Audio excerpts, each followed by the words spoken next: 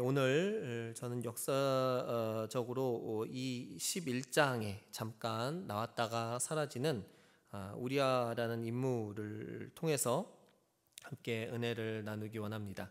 이 우리아는 이 사무엘하 11장에 이 한 장 전반에 걸쳐서 나왔다가 사라지게 되고요. 그 후에 23장 마지막 절에 한번 이름이 다시 언급되기도 합니다. 이 우리아는 여러분 아시는 것처럼 이 다윗에게 이런 표현이 맞을지 모르겠지만요, 다윗에게 실패를 안겨준 인물입니다. 우리아가 직접 다윗을 실패하게 만들었다는 것은 아니지만 우리아를 죽음으로 내몬 이가 바로 다윗이고, 그리고 이것이 다윗에게는 유일한 흠이 되었다라고 이야기를 합니다. 열왕기상 15장 5절에 보면 이렇게 기록이 됩니다. 이는 다윗이 햇사람 우리아의 일 외에는 평생의 여호와 보시기에 정직하게 행하고 라고 기록되어져 있습니다. 이 우리아의 사건은 다윗에게 씻을 수 없는 그런 실패를 안겨준, 또 그 죄를 범죄함을 안겨준 바로 그런 사건이고, 또 그 이름이었던 것이죠. 우리아의 출신은 가나안의 헷 사람이었습니다. 이 헷 족속은 역사적으로 보았을 때 우리가 히타이트 종족이라고 부르는 이 족속이었습니다. 일찍이 소아시아에서 시작된 이 민족으로 철기 문화와 밀접한 연관이 있는 종족이라고 합니다. 우리아는 바로 그 종족 가운데에서 계속해서 가나안 헷 족속으로 분리되어져서 살아간 것이 아니라 그는 분명 이스라엘의 민족 가운데 여호와를 믿는 신앙 가운데 신앙 공동체로 귀화한 인물이다라고 이야기를 합니다. 그것은 아마도 그의 이름을 통해서 알 수가 있는데요. 히브리어 이름인 우르리야후라는 이 이름은 여호와는 나의 빛이다라는 의미를 가지고 있기 때문입니다. 그는 이방인이었지만 헷 족속이었지만 그러나 여호와를 섬기는 신실한 하나님의 백성이었다라는 사실인 거죠. 아무래도 헷 족속이 과거 가나안의 토착민이었고, 그러므로 말미암아 이스라엘이 가나안에 들어오면서 그들과 함께 쭉 살아오게 됐고, 그러면서 자연스럽게 바로 이 이스라엘 민족 가운데, 또 이스라엘 민족 신앙 가운데 그렇게 동화되었을 것이다 라는 그런 생각들을 해보게 됩니다. 말씀드린 것처럼 사무엘하 23장 39절에 마지막에 이 우리아의 이름이 한 번 더 기록이 되어지는데요. 이 23장 같은 경우는 다윗과 함께 했던 용사들의 이름이 37명이 기록이 되어져 있습니다. 그 중에서 특별히 그 30명의 용사 중에 한 명으로 이 우리아는 제일 마지막에 그 이름이 기록되어져 있습니다. 이 30인의 용사는 어떻게 보면 다윗 측근의 호위대와 같은 그런 부대였고요. 그들은 다윗의 망명 생활 초기부터 함께했던 사람들입니다. 그러니까 거의 다윗과 함께 생사고락을 같이 했던 사람들인 것이죠. 바로 우리아가 여기에 소속된 사람이었고, 이들은 전쟁터에서 용맹함을 인정받아서 그 30명은 특별히 그 군대, 이스라엘 군대의 장군으로서 또 지휘관들로서 인정을 받은 사람이었다는 것을 알 수가 있습니다. 분명한 것은 우리아는 다윗을 위해 싸웠던 다윗의 동역자요 또한 용맹한 군인이었다라는 것을 알 수가 있는 것이죠. 우리아는 그런 이스라엘의 예루살렘에 자신의 장막을 두고 위대한 왕 다윗의 용사가 되어서 그 나라와 왕을 위해서, 그리고 무엇보다 여호와 하나님을 믿는 그 믿음 안에서 충성하던 자였습니다.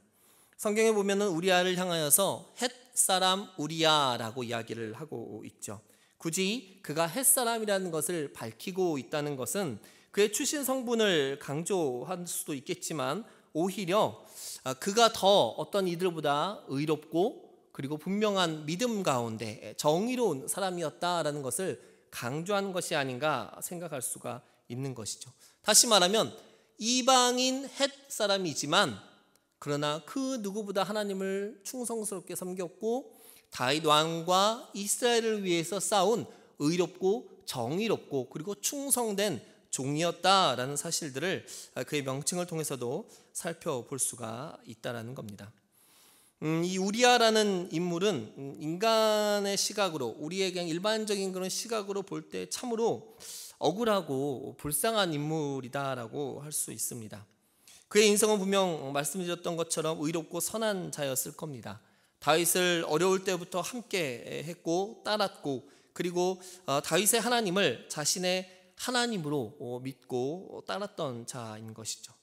그랬던 그의 인생의 마지막은 우리가 납득하기 어려운 그런 정당하지 못한 죽음을 맞이한 것이었습니다. 그의 마지막을 생각할 때마다 왜 죽어야만 했을까라는 그런 의문점들을 생각해 보게 됩니다. 왜 그가 그런 상황 가운데 가야 했을까?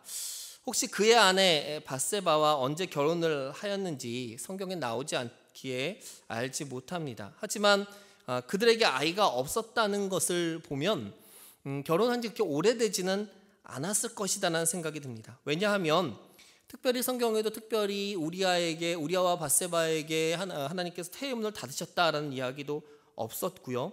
또 반대로 밧세바는 다윗을 통해서 너무나도 쉽게 임신을 했기 때문이죠. 모두 다 건강한 사람들이었다라는 겁니다.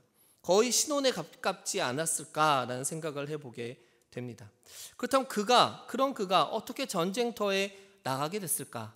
신명기 24장에 보면 이스라엘이 준 율법 가운데 장가든 이는 1년 동안 집에 두어서 아내와 함께 있게 하라라고 명령을 했는데, 그렇다면 그 명령이 우리아는 이방인이기 때문에 적용되지 않은 것인가? 왜 가장 좋은 시간에 그는 전쟁터를 떠돌아다녔어야 되는가? 그래서 왜 이러한 결과들이 나온 것인가? 안타깝게 여겨집니다.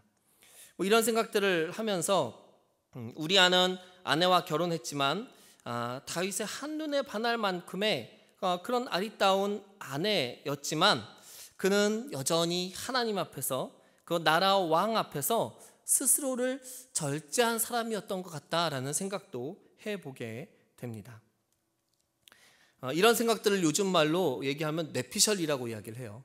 공식적인 그런 그 알림, 보고, 외침 이런 것들을 이제 오피셜이라고 한다면, 공식적인 입장을 오피셜이라고 한다면 개인 어떤 상상이나 생각들을 가지고 얘기하는 것을 뇌피셜이라고 이야기를 한답니다. 그냥 뇌에서 생각나는 대로 생각하는 그런 입장이라는 거죠. 아무래도 우리가 그 우리아를 상상할 때 다양한 모습들, 저의 개인적인 뇌피셜을 통해서 또 여러분의 여러 가지 생각들을 통해서 생각할 수 있겠지만, 그러나 우리가 유일하게 정확하게 이 우리아를 이해하고 알 수 있는 것은 역시나 성경에 기록된 그에 대한 설명, 또 그가 한 고백들을 통해서 우리가 그를 가장 잘 알 수 있다라는 사실이겠죠. 오늘 우리가 읽은 본문이 아마 그의 자신의 모습을 잘 드러내준 본문이라고 생각을 합니다. 11절을 다시 한번 보면은요, 우리아가 다윗에게 아르되 언약궤와 이스라엘과 유다가 야영 중에 있고 내 주 요압과 내 왕의 부하들이 바깥 들에 진치고 있거늘 내가 어찌 내 집으로 가서 먹고 마시고 내 처와 같이 자리이까? 내가 이 일을 행하지 아니하기로 왕의 살아계심과 왕의 혼의 살아계심을 두고 맹세하나이다 하니라. 아멘.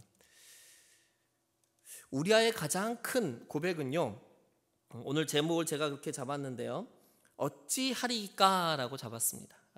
그의 고백은 어찌 먹고 마시겠습니까? 내가 어찌 자겠습니까? 그 어찌라는 말에 그의 마음이, 그의 삶의 자세가, 그의 그 진정성이 녹아 있다라고 생각을 합니다. 다윗은 자신의 죄를 숨기고자 우리아가 집에 들어가서 밧세바와 동침하기를 바랬지만, 그러나 우리아의 진심은, 그의 진짜 마음은 하나님과 자기의 동료들에 대한 미안함과 고마움, 그리고 자신이 있는 곳에서, 자기가 전쟁터에 있던 예루살렘으로 돌아왔던 그곳에서 자신의 최선을 다함으로 그들과 함께 하려고 하는 그 마음들이 오늘 11절에 고스란히 나타나고 있다라는 겁니다. 어찌라는 그 단어가 이런 그의 마음을 잘 설명해 주고 있다라는 것이죠. 저는 이 어찌로 시작되는 말 속에서 이달의 주제인 섬김의 삶에 대한 이야기들을, 또 우리가 받을 수 있는 은혜들을 한번 나눠보기를 원합니다. 우리아를 통해서 볼 수 있는 한 단어 한 가지를 더 찾아본다면요, 저는 성실함이라는 단어를 생각해 보았습니다. 성실함. 사실 지난주 수요일에 우리 김재영 목사님이 이 성실이라는 측면을 언급을 하셨어요. 여러분 다 기억을 하실 텐데요. 세 가지의 그 논지 중에서 두 번째 꼭지로 이 성실에 대해서 굉장히 자세하게 잘 이야기를 해주셨어요. 저도 굉장히 도움을 많이 받았습니다. 사실 저는 그 말씀을 들으면서 속으로 이렇게 생각을 했어요. 난 망했다. 다음 주에 이 성실을 가지고 얘기할 건데 오늘 목사님 저렇게 잘 얘기를 해주니 나는 뭘 말해야 되나라고 순간 고민 아닌 고민에 빠지기도 했습니다. 그래도 다행히 예를 들어줄 때 이 중국의 불성실한 모습들을 예를 들어 주셔서 저는 오늘 좋은 성실에 대한, 성실의 좋은 측면에 대한 이야기를 할 수가 있었습니다. 이 성실함은요, 섬김을 위한 아주 기본적인 자세, 삶의 어떤 그런 방법들이다라고 말을 할 수가 있습니다. 우리아의 고백은 그의 마음의 중심에서 나온 고백이 분명하다라고 말씀을 드렸습니다.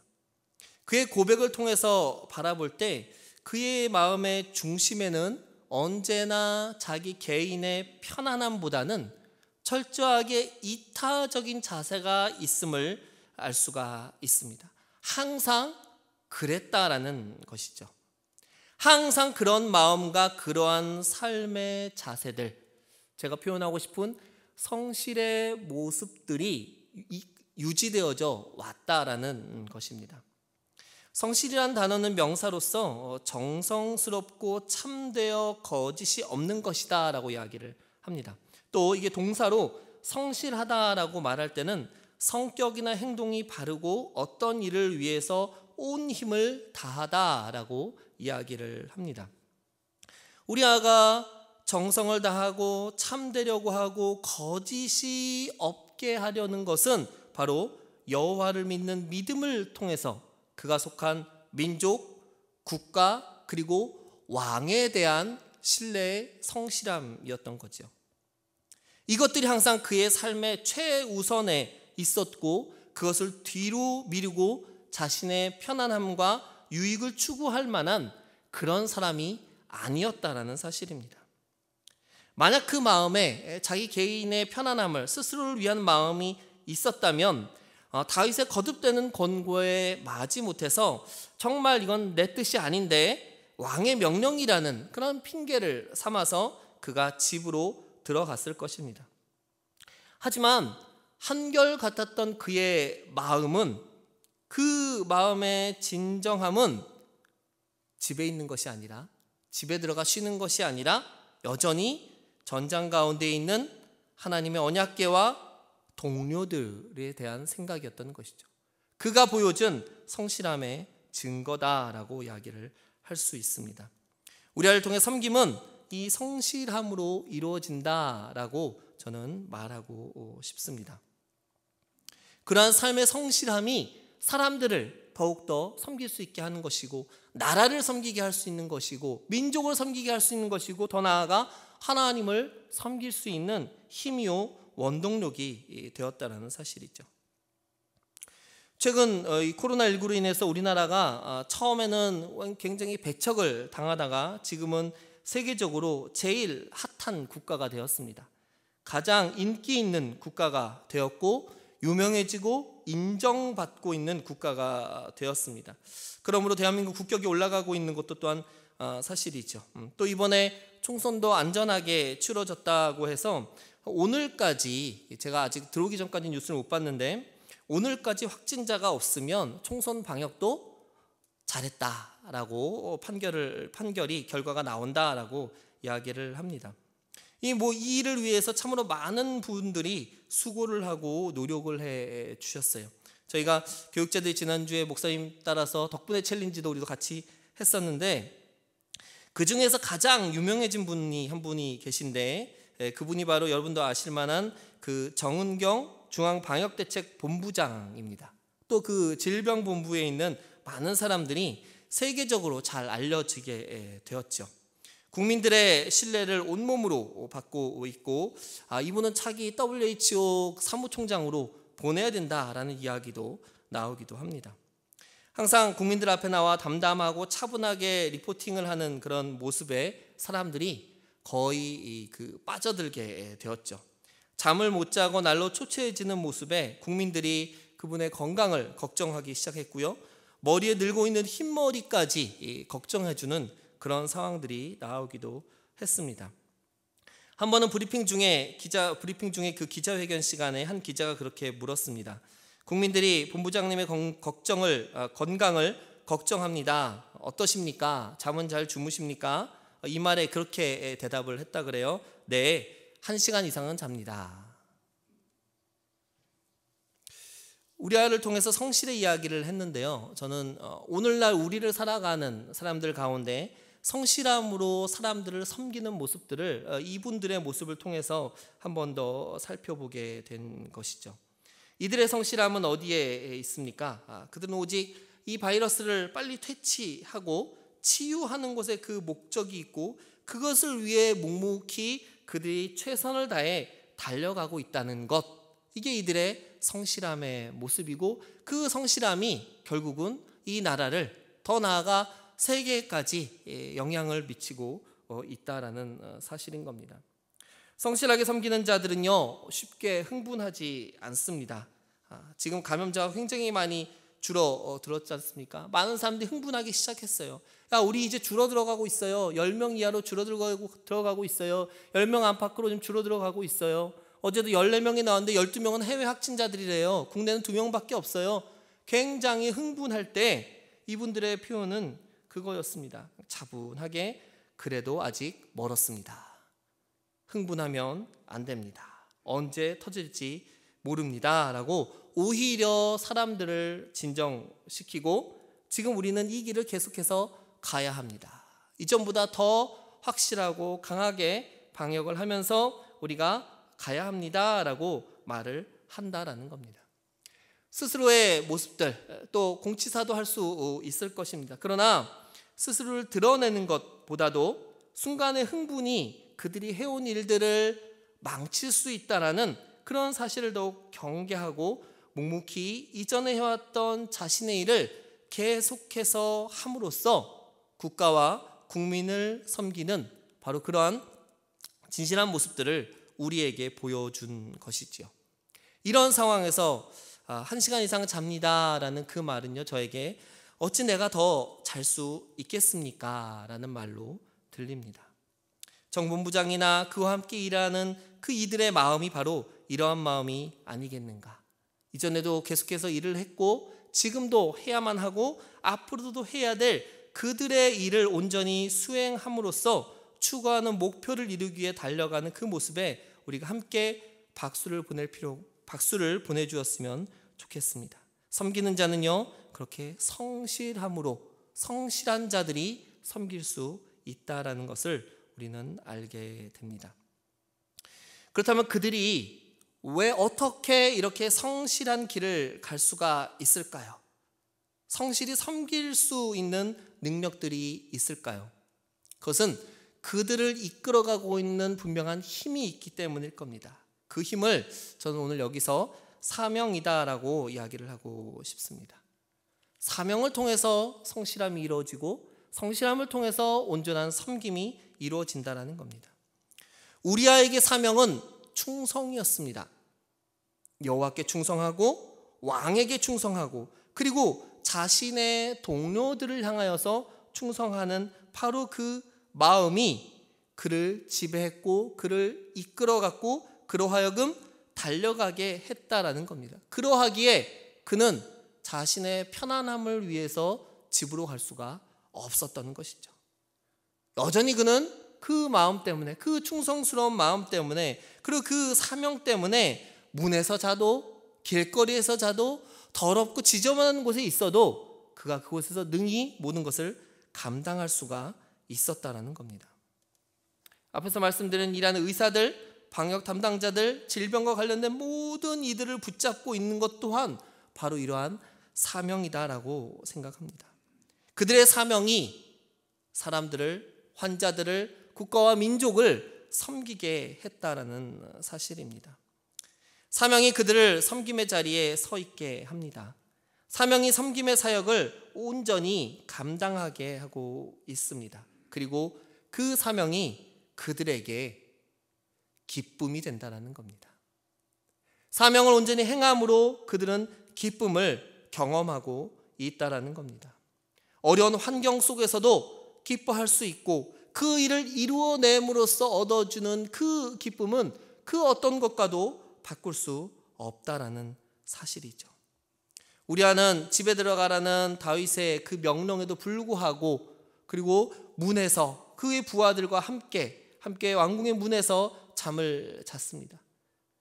어디서 자느냐가 중요한 게 아니라 지금 내가 있는 처소에서 나와 함께하고 있는 이들, 나와 함께할 이들, 내 나라 내 민족을 위해서 겪는 지금의 이 불편함은 아무것도 아니다라고 이야기를 할 수 있는 것이죠.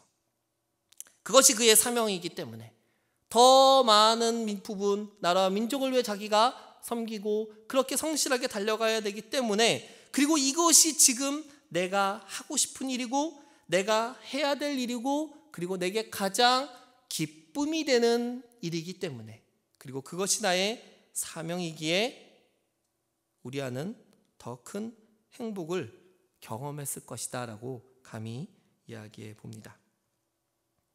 힘들어도 할 수 있는 것, 그것은 개인적인 만족, 기쁨, 행복, 이것이 아마 가장 클 거라고 생각을 합니다. 그런데 여기서 우리가 분명히 알아야 될 것, 그가 누리는 기쁨과 그가 누리는 행복이 처음에는 자기의 기쁨이고 자기의 행복일 수 있겠지만, 그러나 이 행복이, 이 기쁨이 공익이 된다는 겁니다.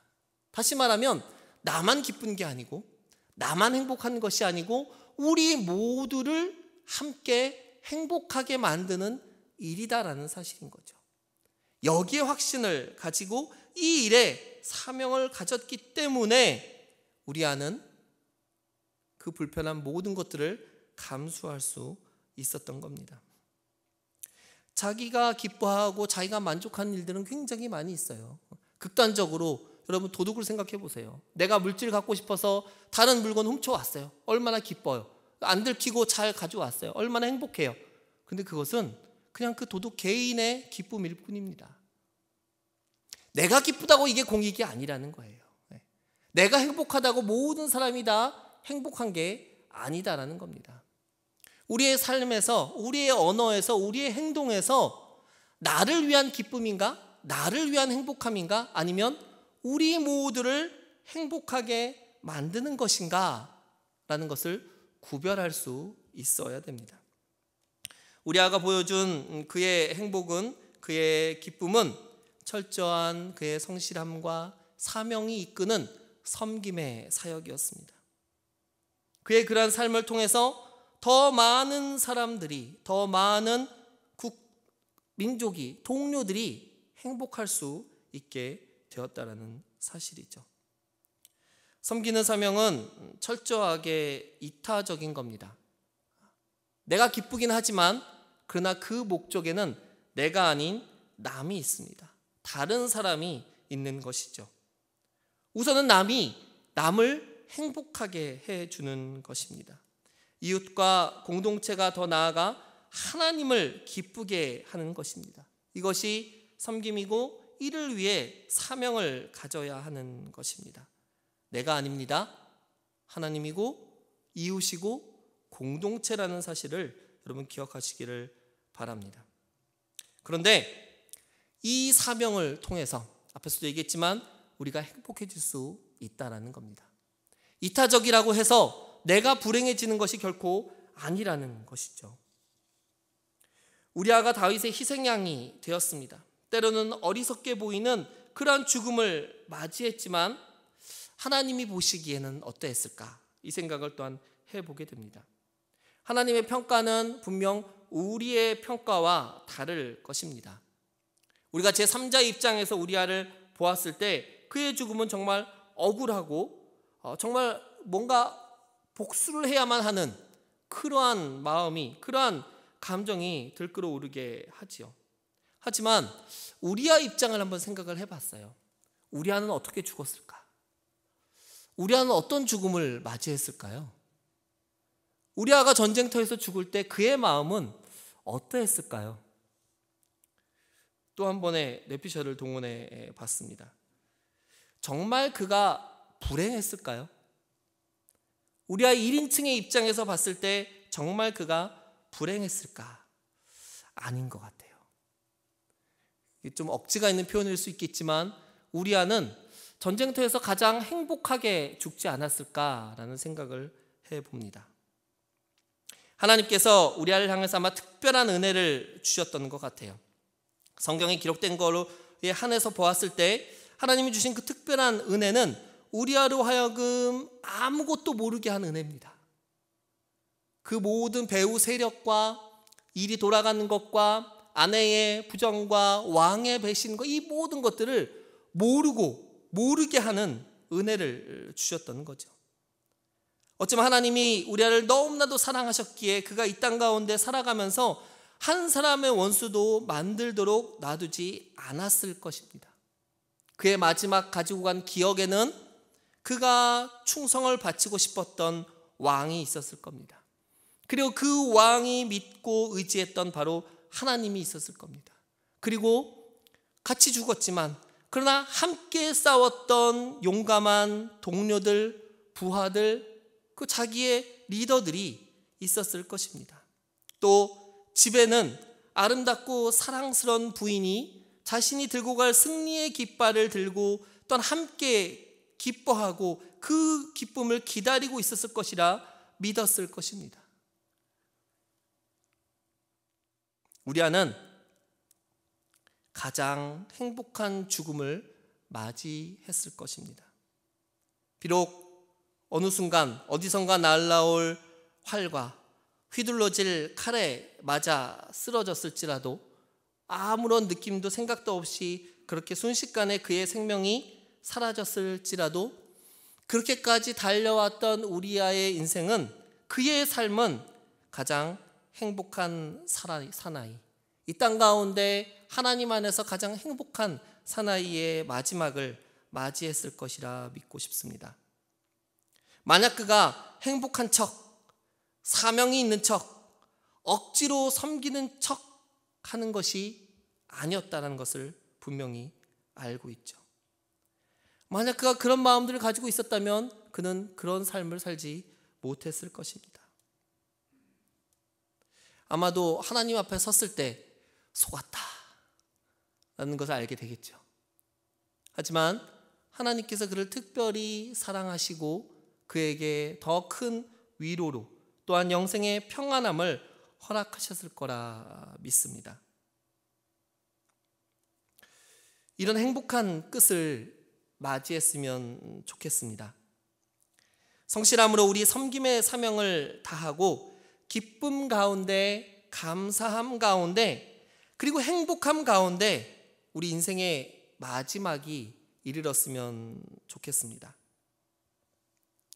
마지막까지 내가 가지고 있는 사명과 그 사명을 따라 살아가는 성실함으로 사람들을 섬기고 하나님 앞에 섬김으로 나아갈 수 있다면 이 세상 그 어떤 사람보다도 귀하고 복된 사람, 행복한 사람으로 내 인생을 마칠 수 있겠다라는 생각을 해보게 됩니다. 이제 마지막으로 마무리하면서 한 가지만 더 생각을 해보려고 합니다. 사실 이 섬김의 삶이라는 것이, 섬김의 사역이라는 것이 쉬운 일은 아니죠. 말은 쉽습니다. 이렇게 말하는 것은 너무나도 쉽습니다. 성실하게 사는 거요? 말은 쉽습니다. 그러나 평생에 그러한 삶을 따라간다는 거 결코 쉽지 않습니다.